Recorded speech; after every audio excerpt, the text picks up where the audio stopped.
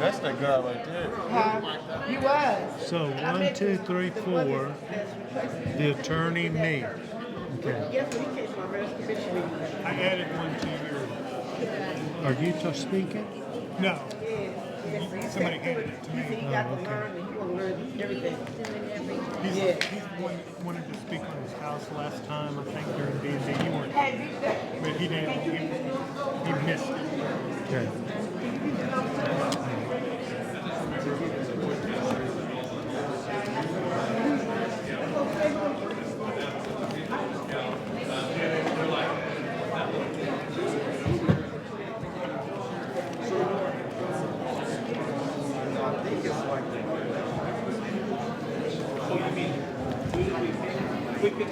Test.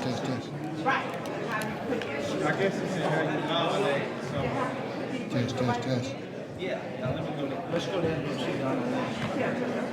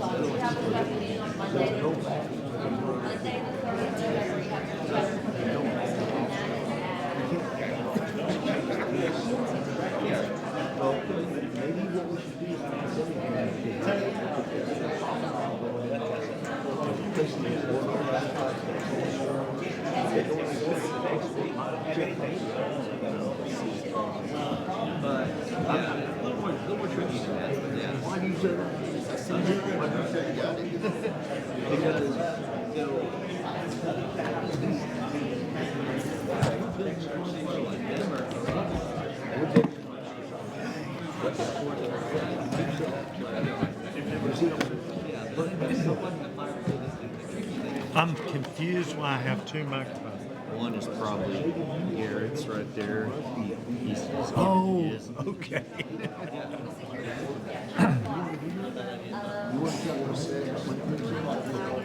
That means I'm never off, right? Yeah, that means you're hot the whole meeting. This is Yeah, we have to talk about that. yeah.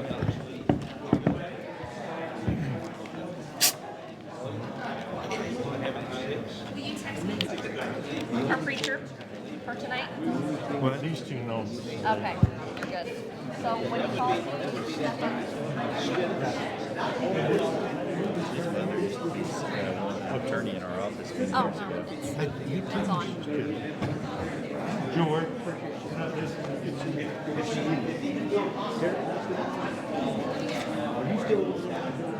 Okay. Let me get it. Yes. And the for years doing this. Kristen, she felt that she might be able to make it go. Yeah, I don't know. I'm not sure if you're going to do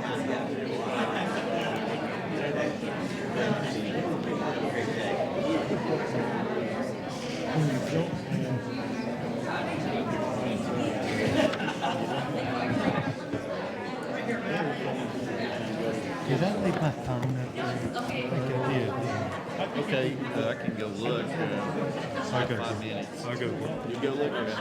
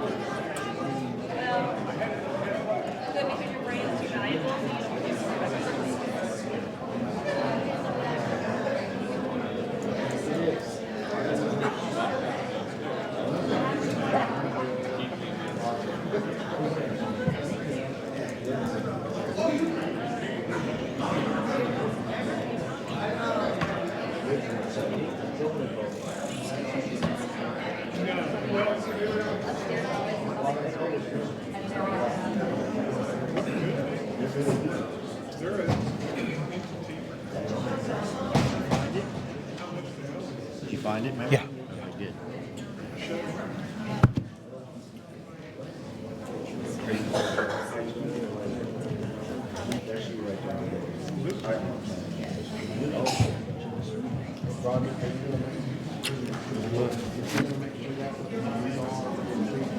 Yes, sir.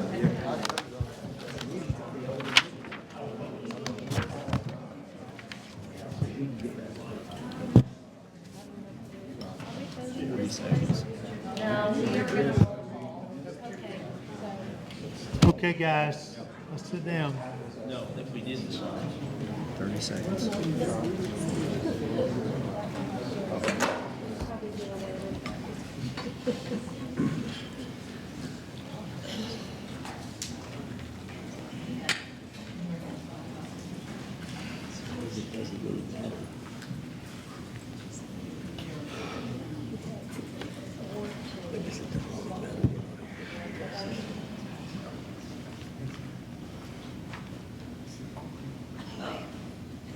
Okay, I'll call this reconvened meeting back to order. Please stand for the invocation by Pastor Terry Marsh of the Carriage Hills Christian Church and remain standing for the Pledge of Allegiance. Pastor? Let's pray. Father, we thank you very much for the wonderful country that we get to live in this wonderful state and city. We just pray that you'll be with the decisions made tonight, that they will continue that. We're glad to see your hand written in the pages of Scripture, but also the pages of history, including here. And tonight, the people that make the decisions and all the men and women that will then implement those, we just pray your blessing upon them and guidance for us as a city. In Christ we pray. Amen. Amen. I pledge allegiance to the flag of the United States of America and to the republic for which it stands, one nation, under God, indivisible, with liberty and justice for all. All right, and thank you, Pastor Corvette. Do we need to call the roll again? Yes, sir. Please call the roll. Here. Epps. Here. Chapman. Here. Gill. Yes. Hampton. Here. Weaver. Williams. Warren.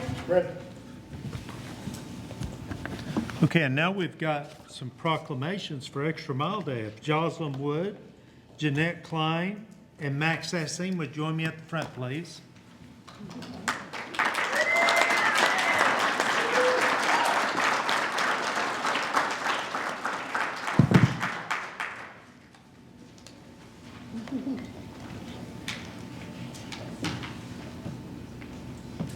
All right, I appreciate you guys being here. Let me get this microphone.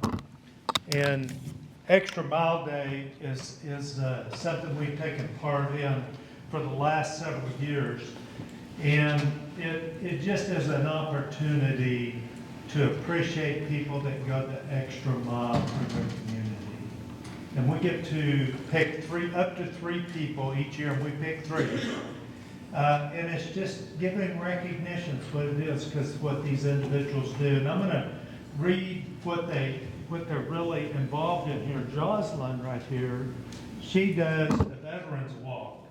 And it's 24 hours of walking at the Veterans Center around Veterans Day. Yes.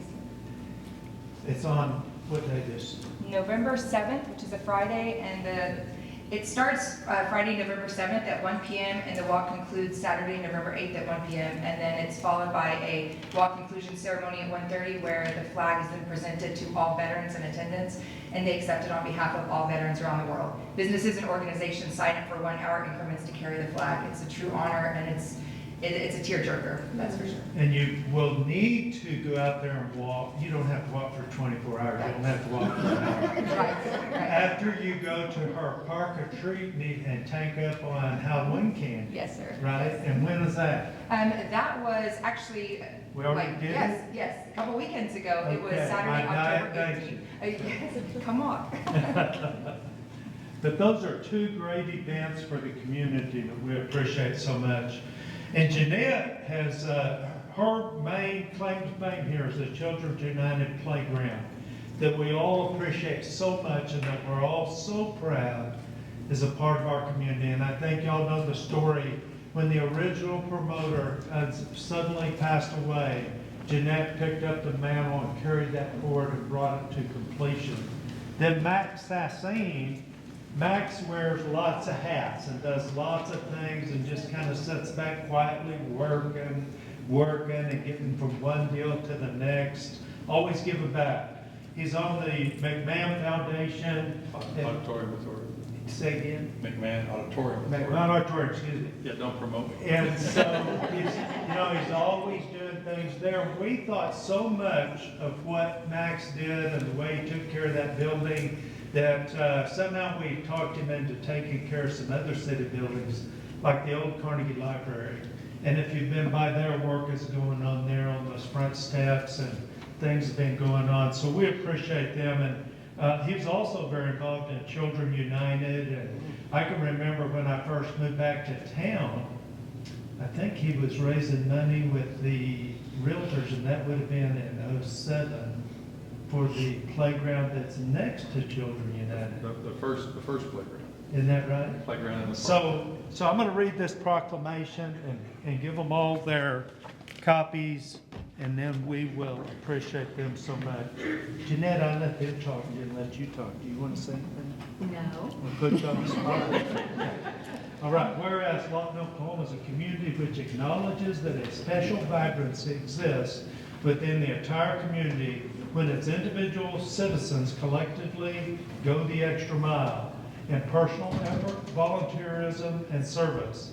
And whereas Lawton, Oklahoma is a community which encourages its citizens to maximize their personal contribution to the community by giving themselves wholeheartedly and with total effect, commitment and conviction to their individual ambitions, family, friends, and the community. Whereas Lawton, Oklahoma is a community which chooses to shine a light on and celebrate individuals and organizations within our community who go the extra mile in order to make a difference and lift up fellow members of the community. Whereas Lawton, Oklahoma acknowledges the mission of Extra Mile America to create 550 Extra Mile cities in America and is proud to support Extra Mile Day on November 1. I do hereby proclaim November 1 to be Extra Mile Day with special recognition to Max Assing. Hold on. Jeanette Klein.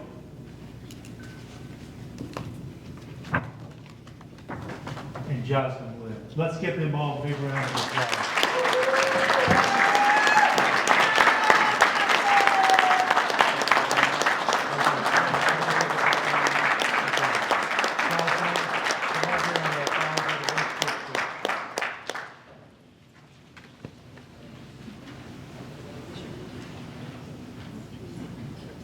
All right, thank you guys. One more round of applause.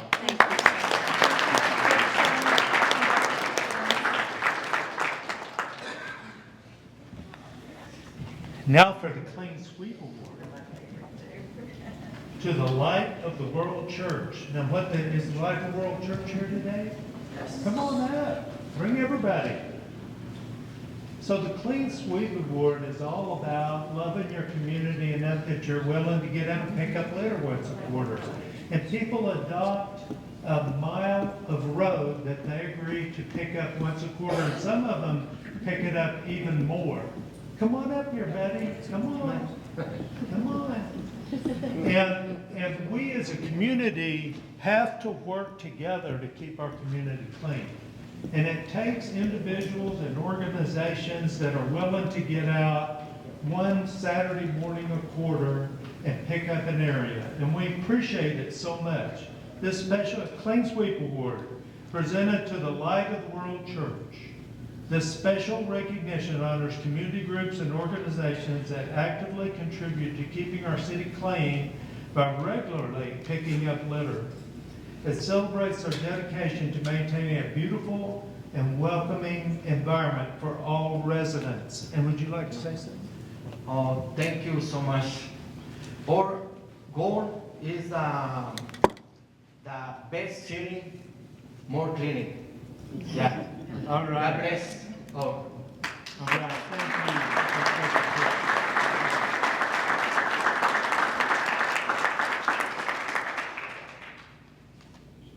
Okay, here, I'm going to give that to you. Okay, you want to get another picture? All right, let's give them another round of applause. Thank you so much. God bless you.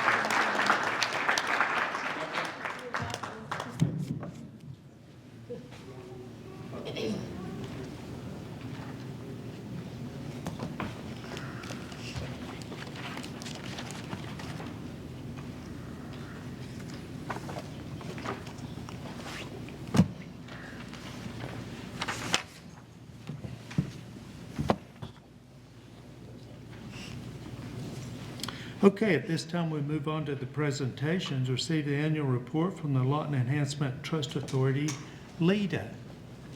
Barry Ozersky.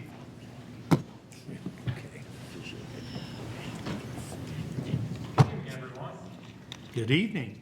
I'm Barry Ozersky. I'm the chairperson for the Lawton Enhancement Trust Authority, and I'm here to present the year in review for LETA for the last fiscal year.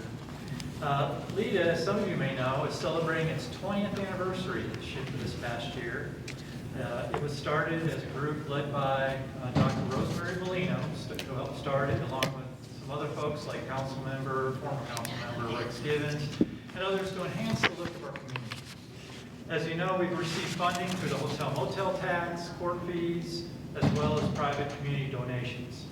Since we are a 501c3, we're also a pass-through for Freedom Festival and Holiday in the Park as well. So, next slide. Here are our current trust members. And I will say that our board, or trust authority, is very active. We're fortunate to actually have some trust members who have some experience in beautification themselves. Next slide, please. Our goal has been to dress up and enhance the entrances to the city. And one of the ways we do that is when 2nd Street was first being developed, we agreed to provide plantings, pots, and other beautification along 2nd Street. And so we do yearly plantings along 2nd from Ferris to Sea. And some pots and flowers are changed out yearly. Others have to be changed out because unfortunately there's some traffic accidents too. In fact, we just unfortunately had one just a few months ago where somebody was turning onto 2nd Street from Gore and ran up over the curb and took out some things. It was about $6,000 worth of damage, but the insurance is going to reimburse us for it. We're fixing it all. And then last year we spent over $18,000 on 2nd Street alone in plantings and maintenance. And I know I've heard from some people, I do, in my other career, I show some people houses. And we've heard from people coming into the area about how nice that looks when they come in and see that for the first time driving into Lawton. We also take care of planting flowers in several other medians in the community, including Lee Boulevard, west of 38th Street. Next slide, please. So we also work hand in hand with neighborhood services in organizing trash off, which usually is in April. Unfortunately, due to some heavy storms we had this spring, it got moved back to May. It was still a success, but due to the change in dates, some of the trash collected was a little lower than in previous years, but it was still a success. We did have dozens of volunteers and groups out cleaning up various streets around the community and parks as well, with also with collecting bulk trash in front of the Great Plains Museum and McMahon Auditorium. Next slide, please. One of the ways that we would like to recognize those in the community and who go the extra mile to beautify their homes and businesses is through monthly and yearly awards. Our annual awards night is called the Eye Candy Awards, and many of you have attended those in the past. I want to commend Trustee Addie Smith, who's pictured here, who chaired our awards committee this year, and give special thanks to city staff members Caitlin Gatlin and Jason Poudrier for their help in making the night a success. It was back last April. Each month we give out a $100 gift card to Bedrock Nursery for the yard of the month, and then at the end of the year we choose a winner for the yard of the year. And this year, can you go back? Yep. Back. So Kathy, this is actually Kathy Walker in Ward 6, who won the residential yard of the year on her house over on Folkestone Way. And then the commercial business of the year was Anderson's Pharmacy, and they do such a great job of making their area just look wonderful all the time. And then we also have 4 other awards that we give out to people who've gone the extra mile in the community, either just for that year or in a lifetime. And one of the first awards we give out is a champion volunteer, and that's awarded to a dedicated volunteer just who goes above and beyond. This year was Dory Thomas, and she's currently serving the 3rd year as chair for the International Festival. She does about 25 volunteer hours per week. She also volunteers regularly at a local soup kitchen and has done so for the past 4 years. Next slide, please. Then we have our Visionary Leader Award, who goes to someone who turns the community improving vision into a reality, and of course Phil Kennedy has done that for many, many years. Phil has done numerous projects, including employee campaigns with United Way, the installation of the Kids Zone through his involvement with the Great Plains Ambucks. He's been chair of the Cameron University Foundation and oversaw the completion of the McMahon Centennial Complex, Bentley Gardens, School of Business, and he's also a member of the McMahon Foundation. Next slide. Then we have the Rosemary Bellino Lifetime Achievement Award, which goes to somebody who makes a lasting impact on the community through years of service and leadership. This year it went to Rhonda Norrell. Rhonda has been deeply involved with Arts for All, Philharmonic, and the Lawton Community Theater, where she's helped organize and raise funds. She shared how art provided an escape and healing for people, a passion that continues to drive her volunteer work. Next slide, please. And we have a new award, a newer award, which It's is our... auto-playing, Barry, I'm sorry, Okay. I'm not trying to throw you off. No worries. And that's our Kids First Champion Award, which recognizes individuals or groups who create and maintain safe, clean, and welcoming spaces for children, which I know is a passion for the mayor and all the council. This year's winner was Cam Wynn. He launched the Stream Clean Saturdays campaign several months ago. On the last Saturday of each month, he organizes a cleanup team and selects an area in need, and then goes around and leads an effort to clean it up, which is awesome. Next slide, please. So, as I mentioned, every month we give out a Yard of the Month winner, and they get a $100 gift certificate to the nursery. And one of the things that we try to do with this is it's kind of the keep up with the Joneses only a good way. We want to see people that see that their neighbors are getting awards, so now it's like, hey, maybe I can do something to my yard to make people recognize it. And then hopefully that just leads to a chain reaction throughout neighborhoods and throughout the community. One of the neat things we started doing recently, though, is we're now having the voting online. And now 2/3 of the votes is the online vote, and then 1/3 is our trust that goes to select who wins the Yard of the Month. And now we are getting upwards of 1,000 votes sometimes each month to select the Yard of the Month winner, which is awesome. That's pretty cool. Next slide, please. As I mentioned, we also help Jason and his group with the Freedom Festival, and we do whatever we can to help them out. That is definitely one of the marquee events of the community for the entire year. Next slide, please. And then, besides projects LETA is taking on for beautification, we also give grants to individuals and organizations with projects that will help improve the look of an area in Lawton. In the past, we've helped with Eagle Scout projects like the Pavilion in Elmer Thomas Park, helping Lawton public schools with the beautification of entrances to different schools, and even, I know with Jeanette here, we've helped with Children's United and their efforts to build the park. This past year, we continued that tradition with helping Teen Court at 10th and D with improvements to the outside of the facility to enhance the exterior appearance, with a little over $16,000 for landscaping, irrigation, and lighting at its new facility, which opened on May 1st. Next slide, please. Last year, we also had a number of other projects that we worked on as well. One of the projects we did, I'll just pick out a couple here, the Fly a Flag program. That was in conjunction with the Great Plains Ambucks. We gave $3,000 for flags. They go on 6 different national holidays and put flags up in the Gore median, over 50 flags, and then go back and take them down. We've also done over $10,000 of tulip replanting. We do that every year. We've done the art walk approval for Hugh Bish Elementary, which is over $1,000 for sidewalks and artwork that was done on the sidewalks around the Hugh Bish School.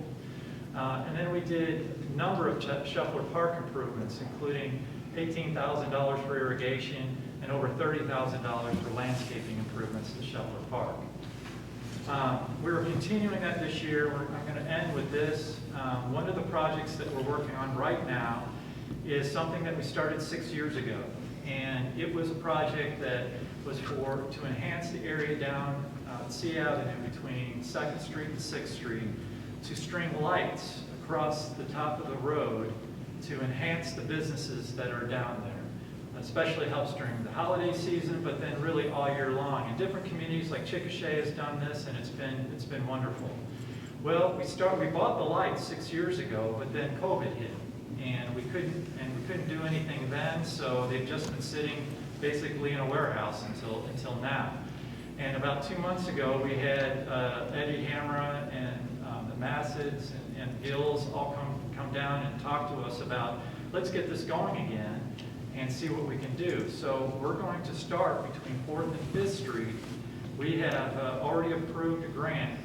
$25,000 is what the bid we had to string the lights with an electrician. We're working right now to get a structural engineer report just to make sure that the light post can handle the weight. But once we get all that done, we're hoping to try to get that up by Christmas. And then we're going to work with the McMahon Foundation maybe for helping with reimburse for some of that cost. And that hopefully will be something that you'll see within the next few months. And that is my report. Any questions? So I have a comment. All of these projects are important and wonderful, but I gotta tell you, Driving down 2nd Street this year was a special treat. It was absolutely the most beautiful I've ever seen. LETA's done a good job. Any other comments? All right, thank you for coming, and thank all your members.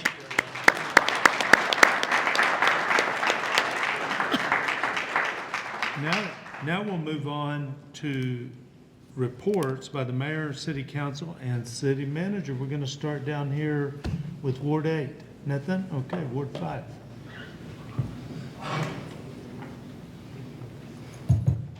Thank you, Mayor. Very quickly, I did want to mention there were so many things that LETA does, and I appreciate LETA helping with a lot of historical projects. The Cultural Preservation Committee is really thankful for all the support that we have. It's just wonderful, all the stuff LETA's doing.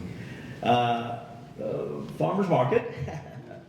I had some organic sweet potatoes. Have you ever had organic sweet potatoes? There's a grower that does organic sweet potatoes. They had two varieties. Educate yourself.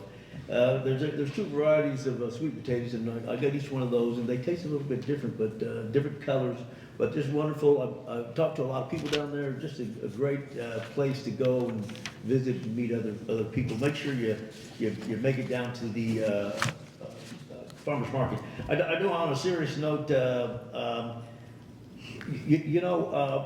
was dealing with some of the homeless issues, and there's people that are in poverty that are fed by organizations here in town, as well as the homeless. And I appreciate everybody that is giving and supporting those organizations, because those organizations are able to get some numbers together and really put the rubber to the road to actually help individual people that need help, that are in poverty and that are homeless. And I noticed also with the government furloughs that are going on, there are some people that have food insecurity that they need to deal with, from paycheck to paycheck, that are working for the government. And there's been organizations that have given to those organizations that are feeding and helping those families. And I want to say the mayor and all the council were just really happy and thrilled that the community is reaching out to each other and supporting each other. Thank you, Mayor. All right, and Ward 4. Ward 4. Just to bring everyone up quickly on the status of your roads in the city, 38th Street is going along pretty well as planned. We're at about 50%. Just be a few more months, that street will be open. That's kind of a gateway to the central part of Lawton if you're going east to west or west to east. So I know everyone will be happy about that. It's really progressed well. That is a street that came in under budget, so we're happy about that also. We went out for bids here a couple of meetings back to start at 38th Street on Lee Boulevard going west to 52nd Street. Those bids were received a week ago. It was well within the engineer's estimate, and the awards have been made on that, and the contractor will start that in about 7 to 10 days. He will be receiving his contract this week. So that's good news. We'll have that project going also. And the 107 streets are ready to go out for bids. 1 Street, King Boulevard at the airport, we're doing that as kind of a separate package. We're doing quite a bit of work there to make that really pretty. That is our airport. We want that to really look good. We do have the money for that, and our estimates, some of them have come in under budget. So we're in good shape, both from a standpoint of getting some new roads, making our city look a little bit better, and also we have the money to do it. That's my report. I'm done. Ward 3. Mayor, council, and citizens, I want to share something with you that I learned last night at the museum board that I think really should be celebrated and highlighted that I did not know about. But we had a presentation of the executive director of the Oklahoma Museum Association. And she said there are approximately 500 plus museums in the state of Oklahoma. And out of those 500 museums, there are 14, only 14, in Oklahoma that has the American Alliance of Museum Accreditation. If you've ever been a part of an accreditation, you know that it's hard work, it's a long Julia process. took this, so we don't know who it is. When she There's showed nothing this dilapidated screen, on there, so it'd be an our office museum of the Great Plains is one of those 14 museums. That should be celebrated and highlighted and shared with everyone. I was so impressed with that. 14 out of 500 plus museums. Also, she announced that the Oklahoma Museum Conference is scheduled to be here in Lawton in 2027. And I hope the chamber and the city can get behind that and not only highlight the museum, but also highlight the city of Lawton. We have good things going on in this city, and we just need to get it out there to the people so they can enjoy this facility also. All right, well, let's celebrate the museum. And Ward 2. I will piggyback on that and say that we have phenomenal things going on in the city. I often used to hear that there's nothing to do in Lawton, and that is so not true. And we're coming into my favorite time of the year. I already see things going up in Elmer Thomas Park. We're getting ready for Holiday in the Park. And as a matter of fact, my friend Jason sent me an update. Looks like November 22nd is the Holiday in the Park Parade, and the Frost Your Fanny Run is a huge event. Everyone comes out. My kids love it. If you haven't experienced it, please make sure you join us on November 22nd. Other than that, I appreciate, I've gotten a lot of emails from constituents. Please keep sending them. I appreciate your questions, and if I don't have an answer, I will assure you that I'm getting it. I got to spend some time with the city staff, and I was very impressed with the planning that's happening for the infrastructure and for the quality of life, and you can see it happening. We drove through Ward 2, and you can see the things happening. There's visible forward progress. So I'm just glad to be a part of the team now. All right. Ward 1. Well, this has certainly been a learning experience the last month, and I found out that people, once they get your number, they will call you. And their email, they're all over you. So anyway, a lot of conversations, a great many conversations about streets and stoplights, and I know we're talking a little bit about that this evening, but you know, people are, I think it's a great time, as Ron said, it's a great time of the year, and it's just about to get even better, so way to go Lawton. City Manager. Mayor, Council, I just, and citizens, just want to remind everyone that with the holidays coming up, the meeting schedules for council will be a little bit different than normal. As we head into November, there'll be the first 2 Tuesdays in November and the first 2 Tuesdays in December. So it'll be the 4th and the 11th of November. But we also have a special meeting coming up on November the 3rd. It's pretty important. It's, as they all are, but it deals specifically with the CIP projects that we've got on schedule, and we'll be giving an update on where we're at on those. And then I've also been made aware that we have several members of the last Citizen Academy graduates that are in the audience today. So, all right, I that's think if you good. attended Citizens Academy, you should stand up because we really, really love to see the citizens.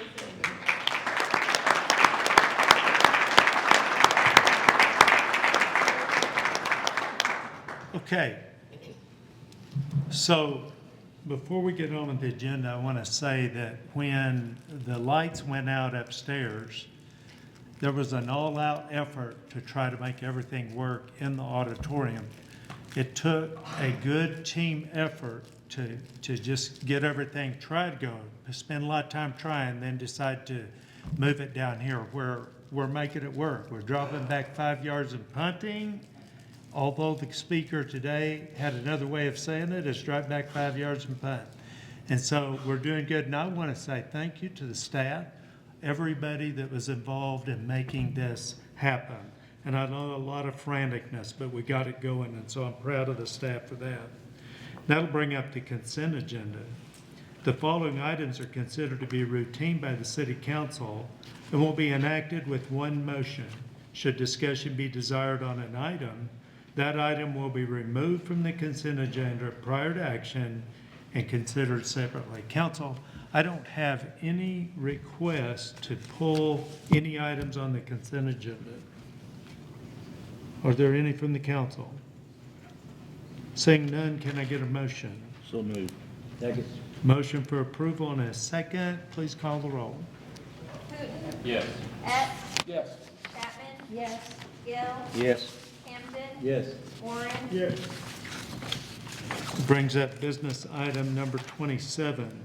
Approve a resolution of support for a funding agreement between the Lawton Economic Development Authority and the Oklahoma Development Finance Authority in an amount not to exceed $22 million. Rich Rogowski.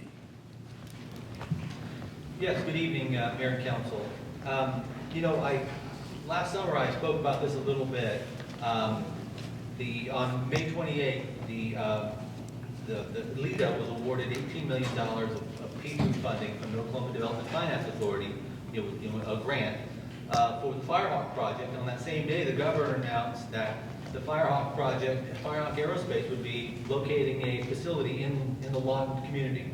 Done a lot of work on that to get to this point. In fact, you have another item a little later tonight for the rezoning on that, but this is actually just for that grant funding. Now the agreement is between the City of Lawton, the agreement is between the Lawton Economic Development Authority and the Oklahoma Development Finance, but because the LETA is an authority of the city, we felt it was best that you all just sort of pass a resolution in support of us getting this grant. Now, a little twist on that, and I mentioned to you before that basically this is, the budget for this project is $22 million, and this grant was originally 18, so we've been working with the state for the other $4 million. Well, tomorrow I go to the Oklahoma Development Finance Authority, and I believe they're going to approve $22 million tomorrow. So that's why the wording is a little up to $22 million. So we'll take 18, but if they give us 22 tomorrow, then we'll get that. Now I do have George Liddell. Come on up. George Liddell is with Firehawk Aerospace. I think he did speak to you at the last meeting. He's the Director of Operations. And he'd like to just share you a little bit because some folks probably don't remember or don't know what Firehawk is about. Thank you, Richard. Thank you for the opportunity to reintroduce ourselves today. My name is George Liddell. I'll stand a bit closer. Yeah, thank you for the opportunity to reintroduce ourselves in the project today. I told my wife there's a lovely auditorium upstairs, but she's not going to see it today, so I'll have to come back. Last time I was in the room we're in, we had a neighborhood meeting to discuss the project so that we could hear the ideas from the people that live nearby and incorporate any of their feedback into the project. I like to think we've done that. The plan has changed over the course of the last several months. But this is just to, again, reintroduce the project, and if the lady could go to the next slide, please. So Firehawk is an early stage defense technology company. We're headquartered in Texas. We have about 70 full-time employees. And right now what we're developing are solid rocket motors, specifically for defense applications. And our primary technology is in the propellant itself. And there aren't many things here in the United States that have been made the same way since World War II. I can probably only think of a couple things like Coca-Cola or synthetic tires down the road here.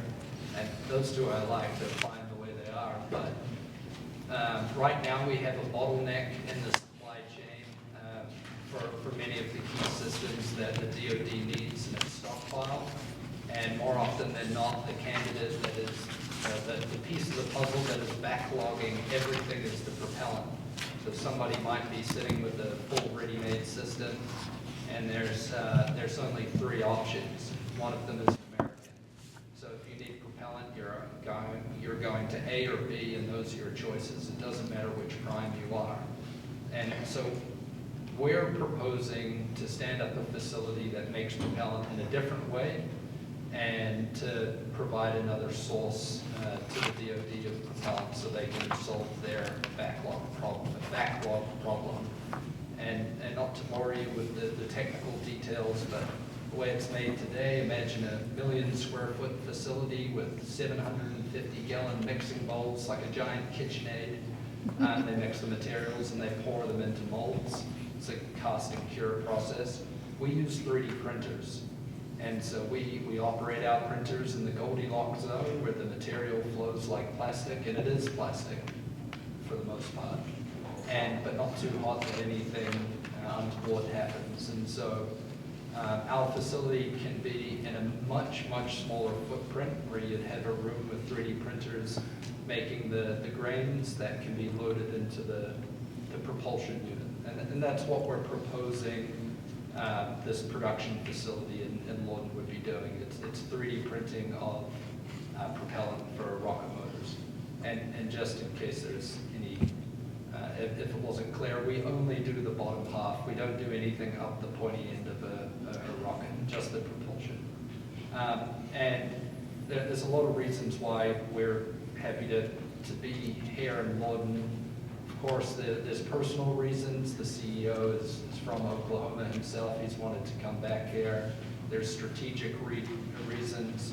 Fort Sill, they train the soldiers on the type of systems that we've already made analog designs for the Army. And then I would say we also like it here. Krista, I didn't thank you earlier today, but you were one of the first friends we made here. We're grateful for your support. The next slide, please. So I think we've maybe seen this before, but we're working with Richard with respect to one piece of land, which is north of the Goodyear tire facility there. And my eyesight is terrible. Luckily, I know the numbers. We're anticipating hiring up to 100 people, not relocating people from Texas, but hiring here locally. And a lot of the growth in headcount will be when there's a production contract. It's highly likely the facility is done before we've got a contract to sell anything, but that's a problem for me. The next slide, please. Just a little bit of background on what we do. We've made analog systems for the Army, so shoulder fire systems like the Stinger and Javelin, just a rocket motor again. Larger systems like the Gimler. And then we're working on several projects with the Air Force. There's a 5-inch air-to-air system, something like a Sidewinder. And then some more science-y projects with another group at AFRL to make very large rocket motors that are hybrid, that wouldn't use any propellant. It's a different system. Next slide, please. We think there's lots of reasons why this is good for Oklahoma and good for Lawton, not just good for us. All of the sorts of people that we would like to hire at a facility like this are readily available here. Without any ego, we think if we've got the bottleneck solved here, that we might be able to bring in some of the larger players in the space to be close to this thing that they need, right? If they're building cars, we've got the gas station. Makes sense to be close. Again, technology innovation is a good thing. And one of our guiding motivators, it's one of our company's core values is patriotism. Why we're doing this? Because we want the United States to have that stockpile to either be used as a deterrent or used when it's needed. And the United States should have that ability. I think the next slide, that's Richard's. I'm not the economist here. Thank you. Thank you. Yeah, and this is, this is just an excerpt from the REMI model, the Great Plains Technology Center ran from us. And so what this shows is personal income. One of the things I've always been touting on is how our personal income, our median family income is lower than the state average, and what that does with the community. Well, this is one of those, this is an idea that, so click it one more time. So I did this cool little thing. So the project will create, you know, the RIMI said that not just the employees that they have are what we're going to get. We'll get 216 jobs with $27.5 million annually at 2035. So every year, people in Lawton are earning $27.5 million more than they would have without the Firehawk project. That's over $200 million in a 10-year period. So why do we do this? Why is the state providing this grant for $22 million? Why are we doing this work? It's for that. That's how important it is beyond the DoD requirements or the implication. So that's all I have. Any questions from y'all? Seeing none, can I get a motion for approval? So moved. Second. A motion and a second. Please call the roll. Hooten, Yes. Epps, Yes. Chapman, Yes. Gill, Yes. Hampton, Yes. Warren, Yes. Okay, motion carries, and I know that I've had the opportunity to tell some of the team, welcome to Lawton Fort Sill, and you look good with those red I Love Lawton Fort Sill pins on, but I missed a couple. But we'll make it up to you, and we'll find some for you, okay? And let's give a great big welcome to Lawton Fort Sill to the Firehawk team.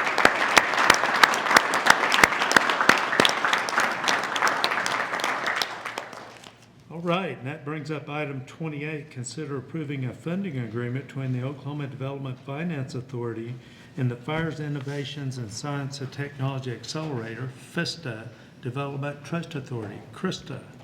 Good afternoon, good evening, council and mayor. Before I get into the grant request that we have written, I want to talk a little bit about two upcoming events because I want the community to be aware. We had our STEM Lab grand opening, which was a grant-funded project on November 4th. This is a $10 million lab for our community to enjoy with a prototyping lab, focused on education and workforce development. So it is open to the community, so we want to invite our citizens out on November 4th at 12:30 at the FISTA. And then we're having a special food drive that will benefit our soldiers on Fort Sill that are receiving SNAP benefits, so we can make sure that all of our soldiers have Thanksgiving meals. So you can drop off food at the FISTA from November 1st through the 15th. We take shelf-stable goods and refrigerated goods such as turkeys and hams and things like that. So I do want to give a little bit of an update about FISTA so we can talk about what this grant is for in the next stages. We have 28 companies currently. We're at 118% occupancy, which means we are fully occupied. And we have 6 tenants that are currently paying rent that don't have a space inside the FISTA. So we are looking to continue our expansion. And in fact, we had a meeting recently. I'm gonna pause and introduce Bill here. Bill Pearson was the Command Sergeant Major at Fort Sill. He's now the Director of Operations at the FISTA. So welcome, Bill, and to the current community leaders. Feel free to reach out to him. But Bill and I had a meeting yesterday with AEP because FISTA and Central Plaza is now at full capacity for current power usage. So that shows you how fast we're outgrowing our pace. So we're having to install new routes for power, and Richard was part of that meeting as well. So we're continuing to grow, and we've had to do that on the gas side with Summit. We've had to expand our gas services and now our power services as well. Out of those 28 companies, 23 of those companies had never had a footprint within Oklahoma before. So we're very proud of that fact that we've recruited 23 new companies to our great state, and specifically our city. Our focus is to get them here and to help them grow. So Firehawk, our Firehawk team, is a perfect example of that. We've had 4 companies that started in a small footprint inside FISTA, outgrew that footprint and needed either space in our community or a larger footprint within our organization. Our annual payroll that's paid by our contractors that are working inside FISTA is $19 million annually. And so that's just some summary numbers that we wanted to focus on today. We wrote a grant and received that grant for $2.5 million. Those allocation of dollars is going to be used for infrastructure improvements, security and technology improvements, and an expansion of space so we can build additional tenant suites. That is from the Oklahoma Finance Authority through a program called P3, Public-Private Partnership is what that stands for, the Department of Commerce. And what that is that allows the income tax that's paid on the military installation to be reinvested into communities. And so the command team at Fort Sill, the commanding general, the deputy commanding general had to sign off on our grant that we wrote. And so we were awarded that for $2.5 million. That grant agreement that's for approval, in front of you for approval today, is between the FISTA and the Oklahoma Finance Authority. But because the FISTA is a public trust in the City of Lawton, we wanted to bring it and present it to you today. I'll pause for questions. Seeing none, can I get a motion for approval? Move to approve. Second. A motion and a second, please call the roll. Wooten, Yes. Epps, Yes. Chapman. Yes. Gill, Yes. Hampton. Yes. Warren. Yes. Motion carries. Bringing up item number 29.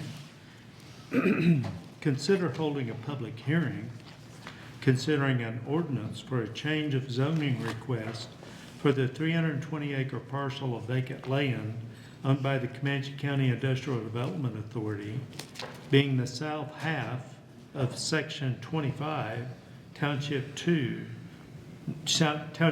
North, Range 13 West, Indian Meridian, located west of Northwest 97th Street and Northwest Goodyear Boulevard, east of Northwest 112th Street, and north of what would be the extension of West Gore Boulevard for Firehawk Aerospace, and considering a use permitted on review on a portion thereof, and take appropriate action as deemed necessary. Christie.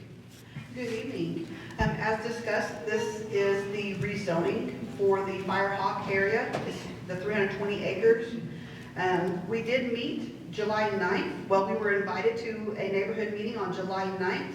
Firehawk representatives, CCIDA, LETA, and City of Lawton were invited to talk to the neighbors in the adjoining neighborhoods about their concerns.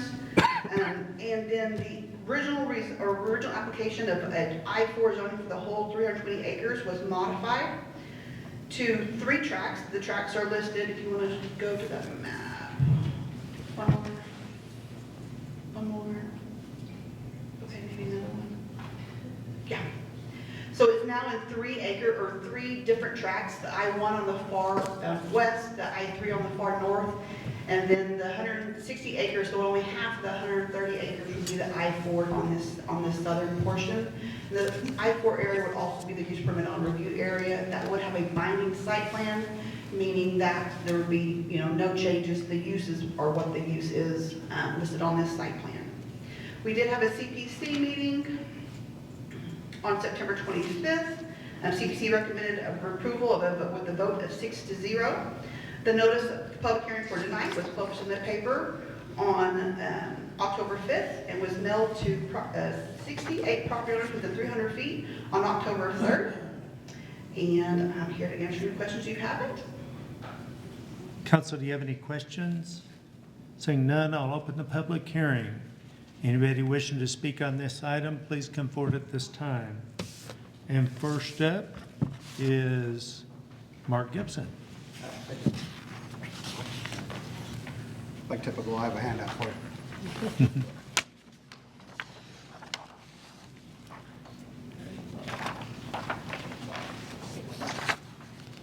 You got your timer. And some new faces.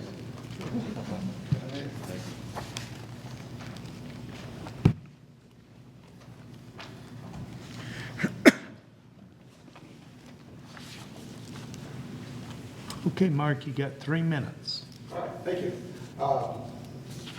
Mayor Booker, member of the City Council, City Manager, staff, I thank you for the opportunity to speak today. I would like to begin by extending gratitude to the members of the City Council, LETA, Richard Rogowski, LEDC, Brad Cooksley, for their openness to citizen feedback throughout this process.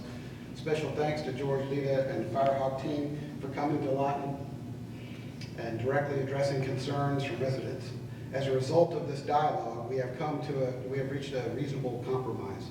There are always extremes on both sides, from the request to rezone the entire 320 acres to I-4, residents wanting no change at all to the current zoning.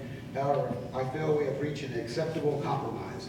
This was not the half-mile buffer requested via signed petition submitted to the city or the 2,000-foot buffer that I personally requested. However, based on Firehawk's expanded facility plan and their planned use of the buildings to the west, I feel the 1,000-foot separation is an acceptable compromise. I wish to express my appreciation to the Planning Commission for including both the binding site plan and the use permitted on review provisions and their recommendations. Through discussions with Mr. Cameron from the City Planning Department, I have a better understanding of the binding site plan. As outlined, the plan addresses not only the rezoning, but also the arrangement and approved use of structures in the property. Should Firehawk fail to secure the DOD approval, the binding site agreement plan will remain in effect. Any subsequent use of the property would be subject to the same plan until a revised plan is reviewed by the Planning Commission and approved by City Council. This element is an important safeguard to promote accountability and transparency from the City of Lawton in future use of the 320-acre parcel.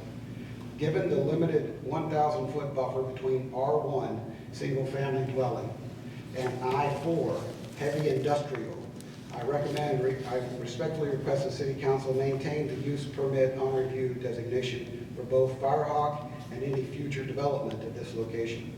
This oversight is essential in the event of Firehawk's proposal does not receive DOD approval.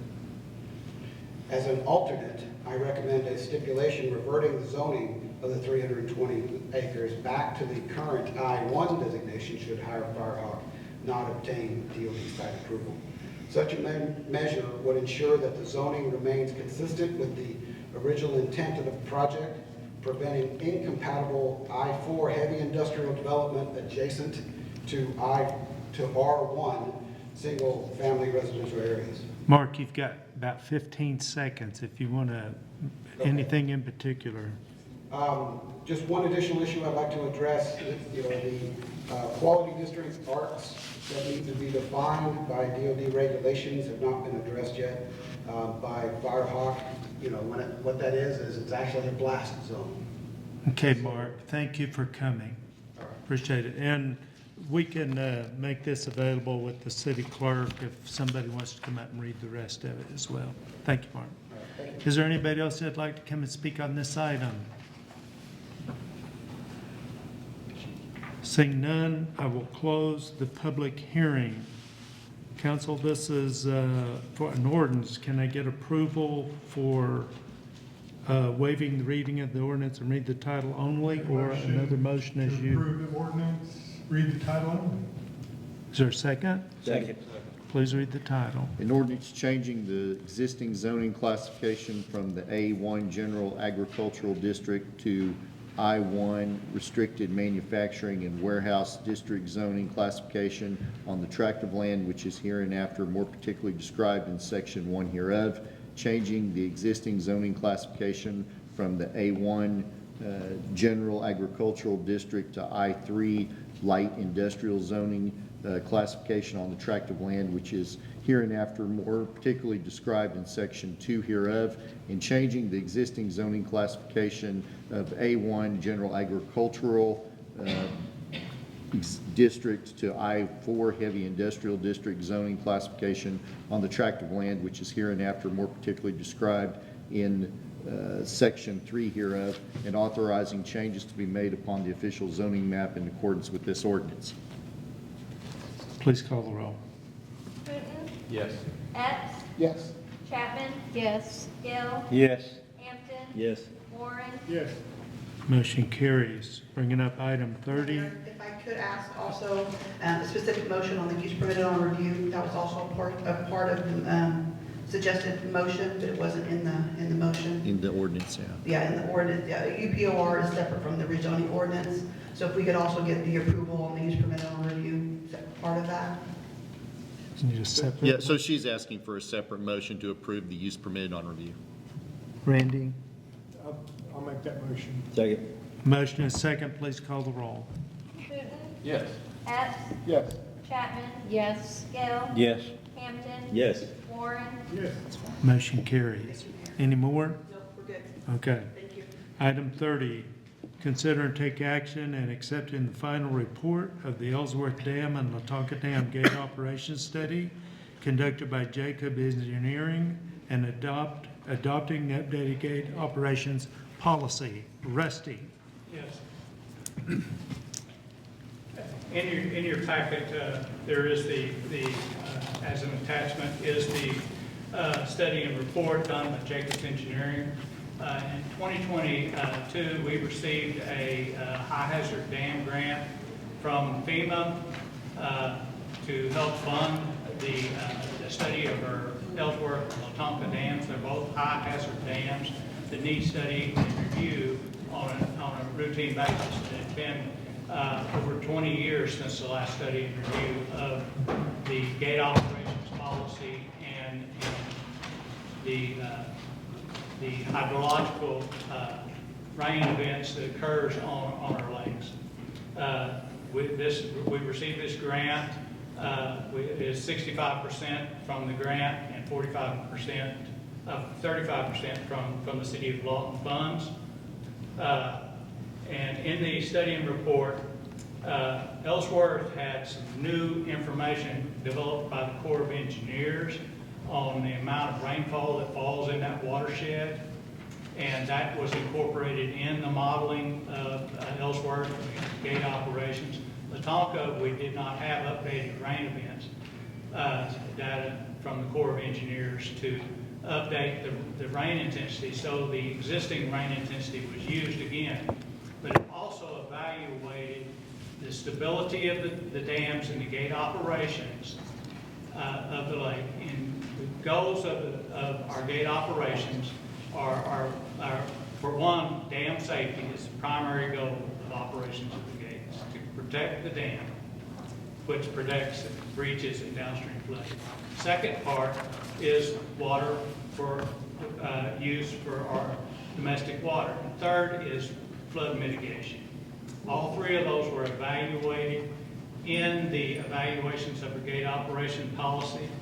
And the final report in Appendix A and B identifies the gate operations recommendations. There's slight changes, more changes to Ellsworth than there are to Lawtonka, but slight changes in the gate operations. It actually mitigates the initial rain event. We respond slower to raising gates, but when we do start raising gates, at Ellsworth, we raise 3 gates at a time, up 6 inches, then it moves to 3 more gates, and it's just pairs across, starting in the middle. At Lawtonka, it's in a 2-gate pair operations. What it also evaluated is the probable mean flood that the gates would allow to pass the gate and through the dam, and the dam still be structurally sound. And the requirements is 75% of the probable maximum flood event. Our gates are capable of passing that 75% maximum flood event and maintaining a safe dam structure. So that's what's identified, and it required a lot of hydrological modeling of our dam, but it basically very small changes, and it also identified how much water passes through those gates when they're open certain amounts. On Appendix B, 2 gates open at 6 inches at Lawtonka, passes 325 cubic feet per second. Up to all the gates open 36 inches, it passes almost 8,500 cubic feet per second. The maximum opening of all the gates at Lawtonka will pass 36,302 cubic feet of water. That is larger than a 2,000-year storm event. Wow. And when we're talking 75% of the maximum, that is a biblical flood. Same thing at Lawtonka. So at Ellsworth. So we do present this report. It's been to the Water Resources Board. We worked with the Water Resources Board on the report and what they wanted to see in it, and it modified. We have been going through that. They are waiting. We brought it back to you to adopt, and once you adopt it, we sign it and send it back to them for them to keep it on their file. Questions? Notwithstanding the rain flow that we have at any particular time, we have to open that. This really doesn't cause that big of an additional problem downstream as far as flooding. by doing it this way. No, this actually Helps it. reduces the downstream flooding in the 10, 15, 20 years storm events. And I think that was an important point to make. Once we get to all gates open, it's going to happen downstream. Well, There's yeah, not and then- anything we can do. And then we have the rain too to contend with on top of that, yeah. But overall, it was a pretty safe program. Yes. Thank you. Any other questions? Can I have a motion to accept? So moved. Motion to accept and a second. Please call the roll. Putin, Yes. Epps, Yes. Chapman, Yes. Gill, Yes. Hampton, Yes. Warren, Yes. Motion carries, bringing up item 31. Consider and provide direction on action on Wedgewood Water Association due to delinquent water bill payment overages and continued revenue loss. Rusty. Okay. Wedgewood is a county subdivision that is surrounded by the city of Lawton. Oh, next slide. You have here the plat, it's a platted county subdivision. It's bounded by 38th Street on the west and Bishop Road on the south. So it's totally surrounded by City of Lawton. It is a county subdivision. This is the plat for it. Right now, the Wedgewood Association was authorized 9 meters. It's only 7 active meters. They have individual meters, and then they have a master meter. And in the agenda commentary, you can background, you can see that they are. The Wedgewood Association is $28,000 in arrears on their water, paying the bills, the overages. They're going in the hole approximately $700 on each month. So it's continually going farther in the hole. They're paying their individual meter readings, but the overages from the master meter, because of the condition of their association's water line and possibly unknown taps that are on that main that are not metered could be part of the issue. So we're currently losing revenue, water revenue, because of this association. What we've gone through, and we've gone through basically a couple of years trying to figure out a way to solve a solution to this issue. And what we're presenting tonight is the construction, in the next slide, is the construction of a 4-inch water main. Since this is not in the city limits, we don't provide fire protection, so there's no need of providing fire flow to this area because we don't provide fire protection to this area. Is the installation of a 4-inch water main coming off of 38th Street down and around and intercepting the 7 active meters that are there. And it also takes care of some other lots that are not built upon, or the commercial lots that have a service line run all the way up to 38th Street where their meter is set. They have individual services run up there. It could service that group. The cost of the materials for this construction is approximately $25,000 to $30,000. It can be built in-house by my Public Utilities Construction Division in about 3 weeks' time. We've been going through several trying to come up with it, and this is, I believe, the least expensive way of stopping this loss of revenue due to the water loss. And how are the citizens of Lawton going to recover their money being spent outside the city of Lawton on a broken agreement? That is the challenge. This bill here, these people are still liable for the $28,000 bill. They would all have to sign a new outside water sales agreement with the city individually, with the city of Lawton. And in that right there, the city could negotiate a recovery of their overages. So I agree that we have a problem there we have to deal with.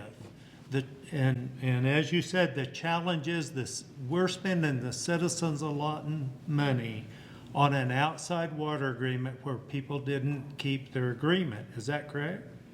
They did not keep up to date with the repairs and maintenance on their system, which allowed the overages and the overrun of their, and the excess loss. So what is the staff's recommendation for recovering the cost for the citizens?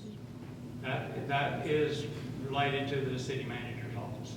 Dwayne, do you? City manager? Acting city manager, I guess, deputy. What did you start the meeting with? Back up 5 yards and punt? We really don't have a good answer for that. The main thing is stop the bleeding. It's been an ongoing issue, and I think that's the reality that we've come to, is to do nothing just perpetuates the problem and makes it worse. He'll answer. He'll say it's legal. At the end of the day, the citizens of Lawton are having to cover that loss today. And so the thought was, by implementing a plan such as this, we at least stop the bleeding, as Rusty said. I don't know legally what we can do other than we could just shut the water completely off, and then you've got people in the county, per se, without any water at all and no way to get there with a rural water, which would not be a good look for the city either. So we don't really have a good answer for you, Mayor. What are our options? Rusty, the mayor asked me too, the legalities, and I've asked you this. Could you comment on that, please? Okay. This is a platted subdivision. The right-of-ways are public utility easements. We would install this water main. It would be the City of Lawton's water main, which we currently own water mains outside the city limits now. And as we would own this water main, we would have control of this water main. The people would have to come to the City of Lawton, sign an outside water sales agreement to get onto this water line.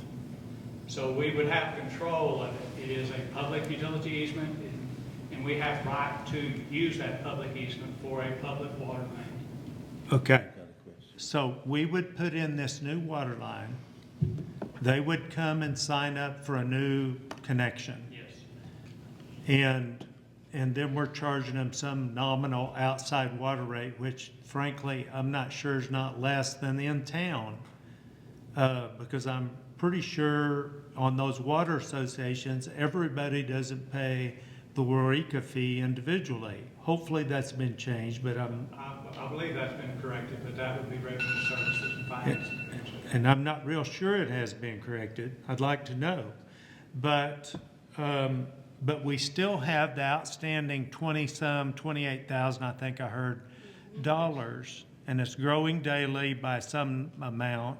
This has been going on a few years, so it's not as bad as I thought it would. What is our plan to recover that money, Dwayne? So we have met with the county, at least one of the commissioners. They're well aware of the issue. There have been discussions with them on the possibility if we can come up with some kind of remedy to help their citizens, because these are county citizens at this point, that maybe we can work something out with the county through an interlocal agreement to maybe trade out something that the city would need, such as roads. Okay, so. Mayor Booker, point of order. I'm sorry, I believe Councilman Warren wants to talk. Okay, George is first. Excuse me just a minute. I wanted to clarify something. You said earlier in your presentation that the individual people have been paying, but it's not the total. Are those on some sort of a water association, Yes, the master water meter? association has a master meter and Right. individual meters. So my question is, the people, I'm assuming, have tried to maybe do their part, but the master meters owned by the different associations, they're not. It's owned by the master meter is our meter. So isn't that who we would need to get to pay to bring it up to date? Yes. So that's who we're dealing with, not the individuals. But I'm going to clarify one more thing too. It was said, well, it's not a good look for the city to do that, and there's a lot of people there, and that's correct. But do remember that we do the same thing to the citizens living in town. If they don't pay their water bill, we cut their water off. It's not a pretty thing, but the city has to survive, and they have to make these services be paid for, or no one gets any water. So it's just something we have to think about. Thank you. Mr. Warren. That was kind of what I was wanting to mention. For a lot of years now, I've talked about the little old lady that lives next door to me. She really doesn't live there, but she's my example that I use. And if the little old lady that lived next door to me owed the city $400, we would shut her off. Yeah. Period. No questions. It don't matter where she lives. If she don't pay her bill, she gets shut off. And if they won't come to the table and figure out a way to pay for the upgrade that we're going to be required to make and what they already owe, then I say we shut them off until they decide that they really like the water. Mr. Hampton. Thank you, Mayor. If you shut the water off, then my questions are moot, but I would like to ask two questions as we continue on in the direction that we're going, because there's going to be maintenance and upkeep on that water line that we put in there, right, Rusty? Yes, we would bank, it would be the City of Lawton water main would be maintained. And we would then try to get money back from the residents there. No, we would own the water, it'd be just like a water line we own anywhere, we repair. So we would incur those extra costs, though, is my point, as we move on into the future, if nothing else is done. And then it was mentioned that I'm the chairman of the Alternative Water Resources Board. We worked on this, if you remember, way back when, to try to straighten up a lot of these water problems. And I believe out there, and I think you mentioned it, that they were tapping into illegal taps into other areas, possibly. That is potentially what's causing the overage. Right. But there's no. We have no control and we don't. Let him finish. We're not policing that, and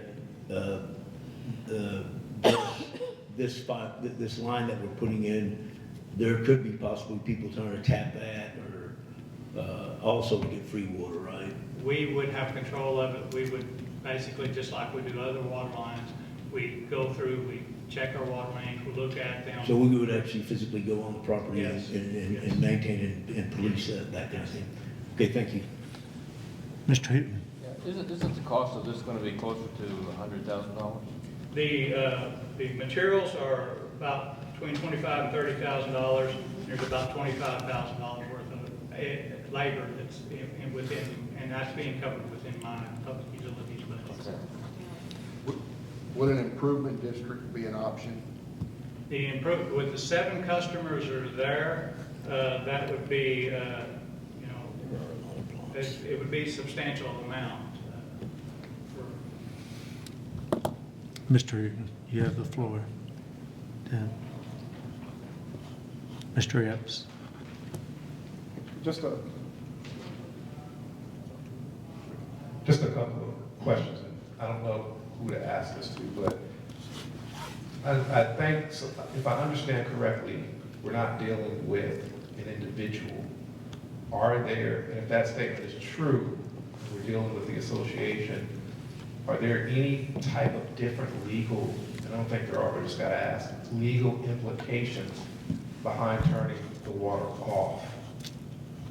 I don't know the answer to that. Well, I mean, There is an outside water. there is an outside water agreement. I mean, if there's breach of the agreement, I mean, we could shut the water off. I'm assuming we would get litigation and maybe an injunction, again, try to do that against us, but there would be options through them not following what they're supposed to in the water agreement. So just to put a pin in it, you feel we would be within our rights to shut it off?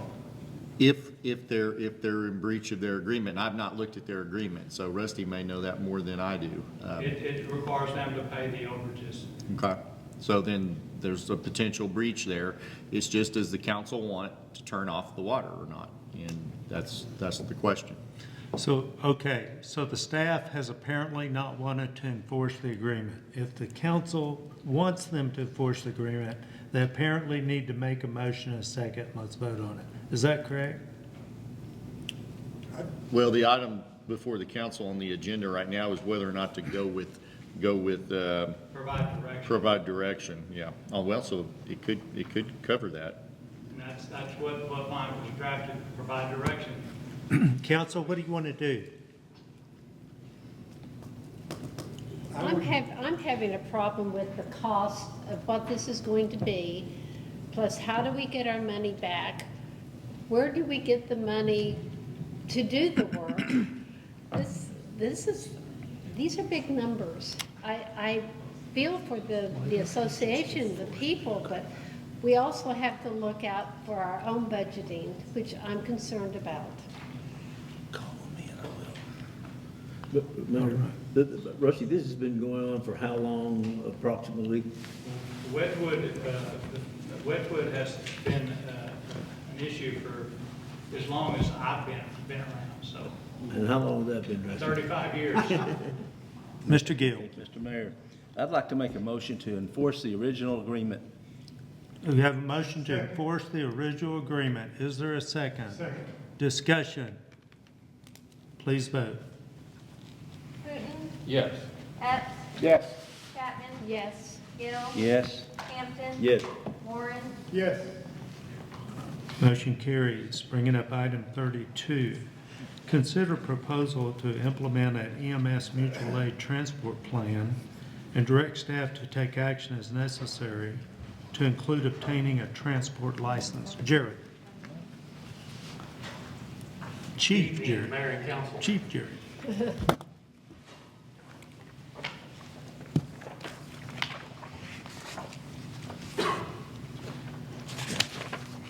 I'm here to visit with you about a mutual aid transport license for the Lawton Fire Department. In the state of Oklahoma, only licensed agencies can transport patients. And at this point in time, we do not have that ability as a Lawton Fire Department. Next slide. Our current system is staffed by Memorial Hospital Ambulance Service in Kirks. And in my 25 years, I can tell you, it's working better than it ever has. We have two great services. They have directors that are doing a great job, and they take care of our 911 service every day, and they protect our citizens well. We have a great partnership with them, and things work great. But that's not my concern today. I want to talk about something else. Next slide. And one more. If we had sound, it would be a Channel 9 news story talking about the Minko school bus crash and the Minko softball team. They were traveling back from a game in Anadarko. That deer crossed over in front of them, get lodged within the wheel of the bus, and it rolled in rural Grady County. 4 people were ejected from the bus. 7 were transported total, and the EMS system was overwhelmed during that process. Next slide. So why now? Why, when I sit here and tell you that our ambulance services are knocking it out of the park, why do I think that we need to be a piece of that? And really, truthfully, we don't need to be day to day, but we need to be ready because of our setup. Every day, Lawton Public Schools transports 5,400 kids twice a day. It's 5,400 kids in the morning, 5,400 kids in the afternoon. 80 school buses take out, they run multiple routes, transporting our kids. This doesn't count the multiple activity buses like the Minko softball team. It's football season. On average, Thursday or Friday night, you have 2 teams playing at Lawton that transport our kids from the local high schools to Cameron. Teams board the buses and go, the band, the cheerleaders, and then we have visiting teams come out of town. We're moving into the colder weather, the winter sports. Basketball is fixed to be playing 2 and 3 nights a week, wrestling, and then we'll move into the spring sports with baseball and softball. We have kids on our road every day in Lawton that we need to be protecting. Also, we have to mention our Lawton Regional Airport. We have a regional commuter service where we transport people to Dallas, Fort Worth in air service.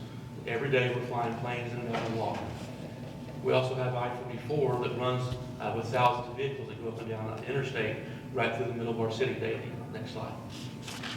We've had some recent events that really caused some concern. Last year at Freedom Fest, we had an individual shoot a gun off in the crowd. Fortunately, we did not have anybody hurt from that incident, but that's how close we could have been.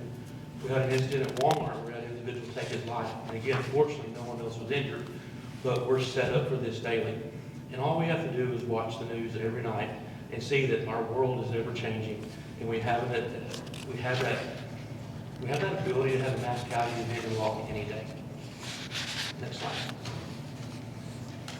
Really, what I'm asking you to do is approve an insurance policy for our citizens, approve an insurance policy for our kids. And I understand none of us really like to pay insurance until we need it. And when we need it, we wouldn't care what it costs. And really, that's what I'm talking about, is if something happens to one of our kids, to these school buses, or to our citizens, when our system, our day-to-day system would be overwhelmed, then we would step in and be a partner for our agencies and able to transport a patient that normal agencies could not handle at that point. Next slide. This really fits with our True North and our Kids First initiative. Everything we do it for our citizens and their safety. And that's really what I'm asking you about, is consider approving this. So if something were to happen that overwhelms our day-to-day services, then the Lawton Fire Department can step in and use our 2 ambulances that we have and transport some more patients. And with that, I'll open it up to questions.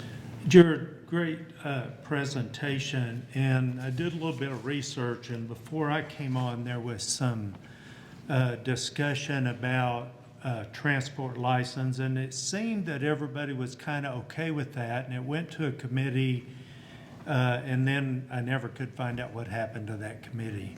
I did visit with some folks from CCMH, and I think the best line I've heard was this: we need the best 911 response for our community.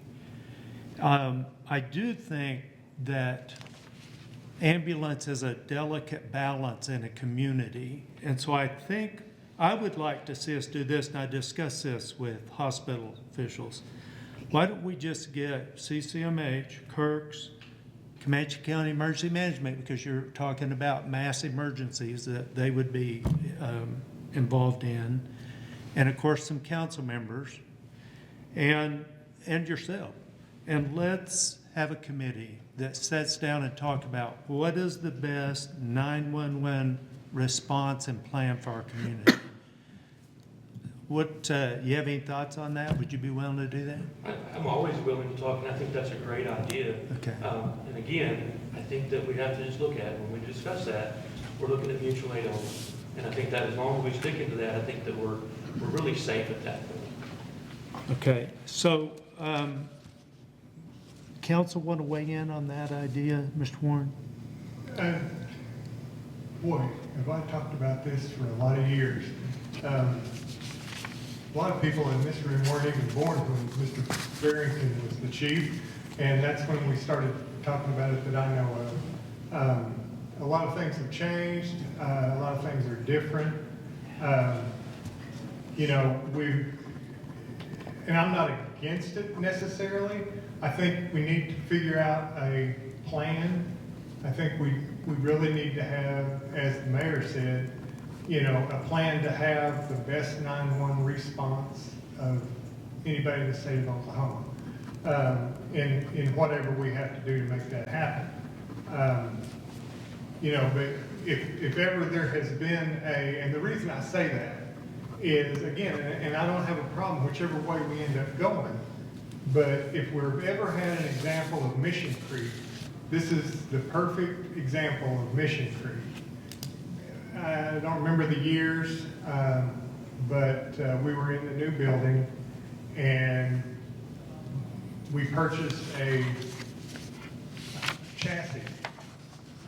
It didn't have a box on it, but we purchased a chassis, and it sat in the yard for a while, and then we bought a box and put a box on it, and then we had 2, and we still don't have a transport license.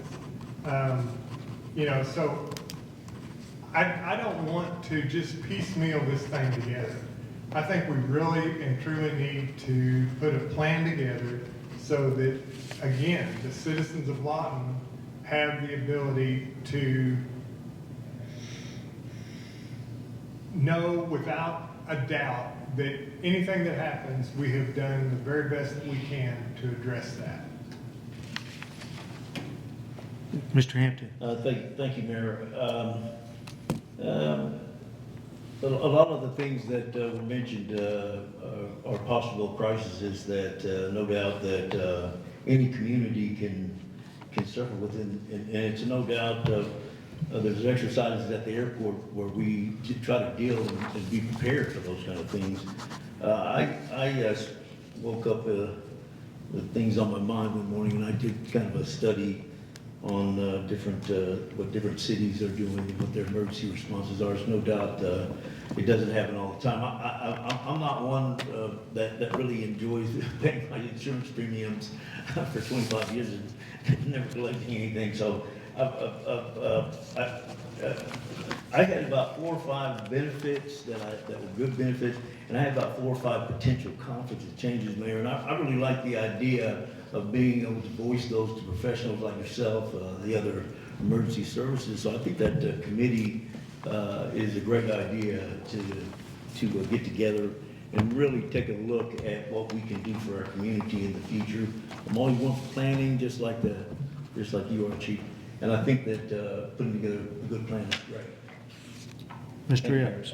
I just think about, I listen to being overwhelmed, and I don't know how you determine at what point is overwhelmed, how much is enough. And I think, I'm very into, I like data points, and I think this is a great idea of establishing a committee of professionals to look at that, to determine what is the best we can do, because it warrants a closer look to figure out where is that middle ground. Because, as you said, the world is constantly evolving, so we can't prepare for everything. There's some sort of middle ground, and I think it requires a dedicated team to look at. Mr. Hooton, were you wanting to say anything?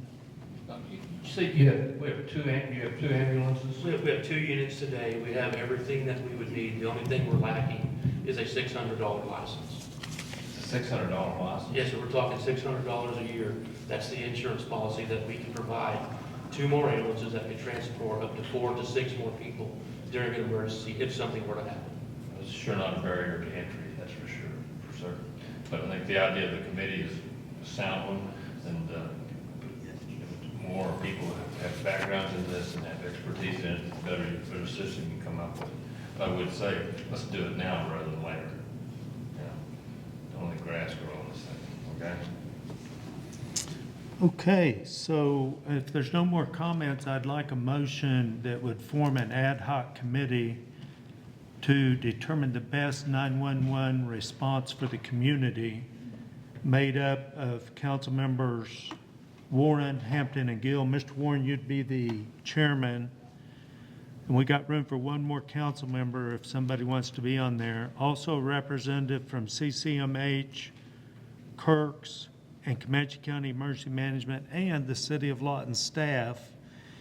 And Mr. Chairman, anybody else you thought you needed to add, you could bring in as an advisor to that committee. Can I get a motion? So moved. Second. Have a motion and a second. Discussion? Please call the roll. Hooten. Yes. Epps. Yes. Chapman. Yes. Gill. Yes. Hampton. Yes. Warren. Yes.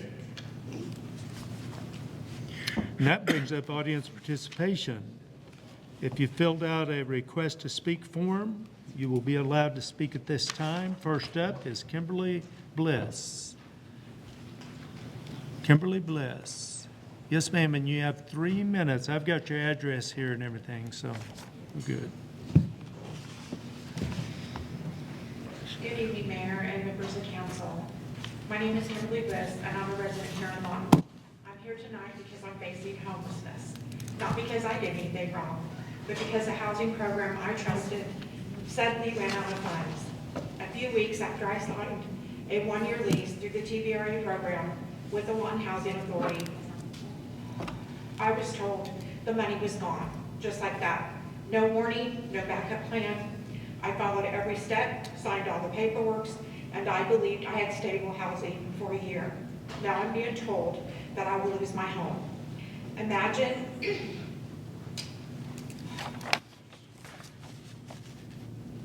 Imagine being told your rent was covered, finally feeling secure, and then having that taken away weeks later.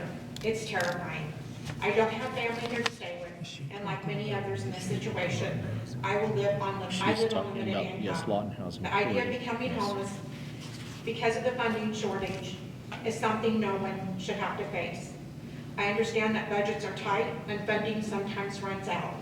But when programs collapse suddenly like this, real people are left without options.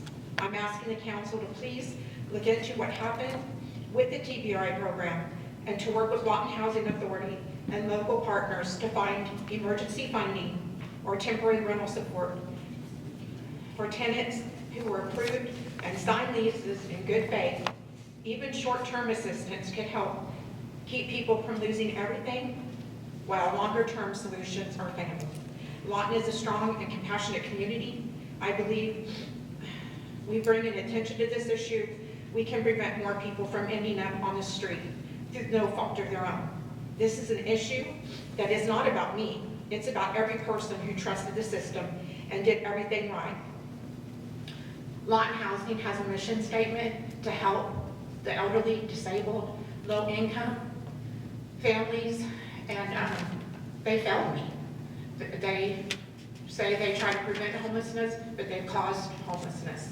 I spoke with Rita Love, Executive Director of Housing, last week. She said the city owes them $86,000. I don't know how that ties in with the TBRA fund, but my rent's due on November 1st. I only got a 2-week notice, and Lawton Housing did not contact me. My realty company did. They put money into this house to pass inspection in May, new flooring, maintenance men came all the way from Texas to work on the house. Jervis Jackson inspected on May 6th, and then a few weeks later they said the funding was out in June. And I was just notified, they said they kept paying my rent though, until October. So now I have 2 weeks notice. My rent's due November 1st, $700. Okay, Lawton paid ma'am. $526, I paid $174. And I can't come up with that kind of money. Okay, and I'm sorry your time is up. We'll look into that. The Lawton Housing Authority is not a part of the City of Lawton, but there was an old agreement, and we'll have the city manager look into what's going on. Thank you for coming. Thank you.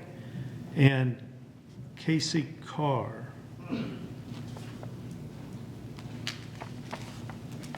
And Casey, I've got your address here, so you've got 3 minutes. Good evening, Mayor and council members. My name is Casey Carr, and I live here in Lawton. I'm speaking tonight to ask the council to revisit the demolition agenda item for my home, which is currently on the list to be demolished. I'm respectfully requesting a short extension so I can complete the final repairs to save this home. This isn't just a property to me, it's the home my great-grandmother bought, the home my father grew up in, and the home I grew up in myself. It's been in my family since the 1970s, and I've done everything possible to bring it back to life. I did not inherit it, I had to fight to get it back. A family member lost it for unpaid taxes. I had to track it down, and the new owner bought it back. The new owner sold it to me for 10 times what they paid for it, just to keep it. And I went with it just to keep it on my family's name. That same month, my first child was born. 11 months later, my mother passed away, and the very next month, my home was placed on the D&D list.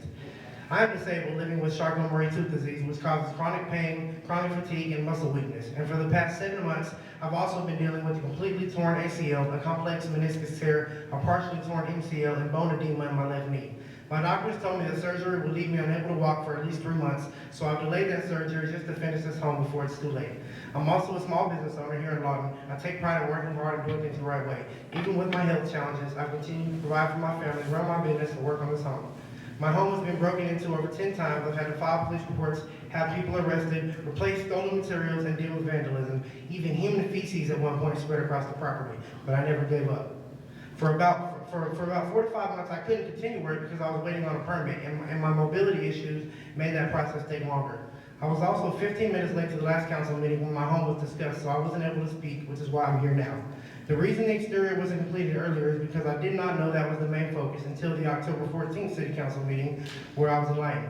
Since learning that, I've put all my time and resources into completing the outside. Today, I have photos showing the progress. The exterior add-on that was a concern has been completely demolished, and Councilwoman Shereen L. Williams has personally seen the property and encouraged me to speak tonight, which is the reason I'm here.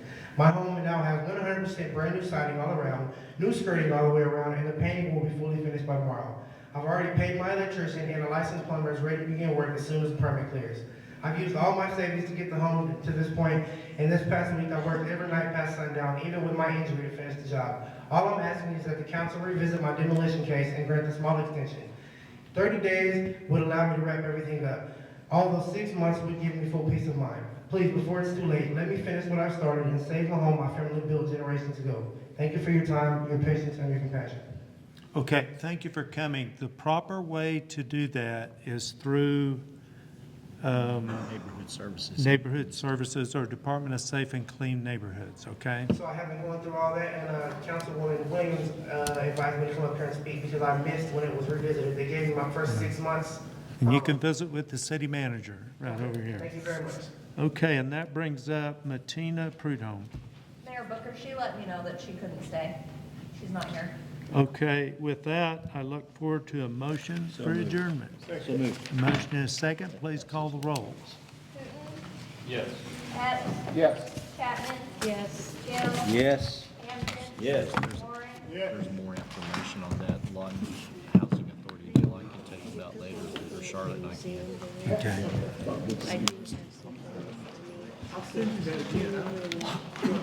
You know, hey, I don't really need to know. Okay. I just need to.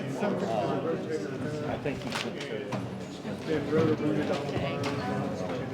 Drilled a hole in this femur. Was relocated to tendon for the bicep. What did it happen?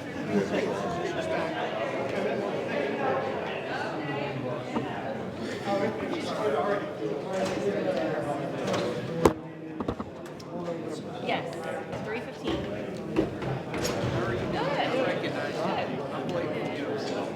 Oh, no, we went to. Yeah, you won't be able to take action or vote. I said,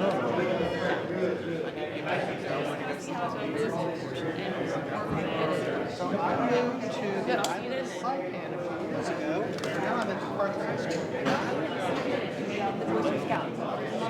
Let me get some. Okay, perfect. Anything I can help you with? No, it's just. Okay. I promise, I'll be No, quick. you're fine. What for Garrett? I want to talk two things. You mentioned that y'all are over capacity in the FISTA and your budget, real quick. And then you brought in 23 new businesses that never been. Yes.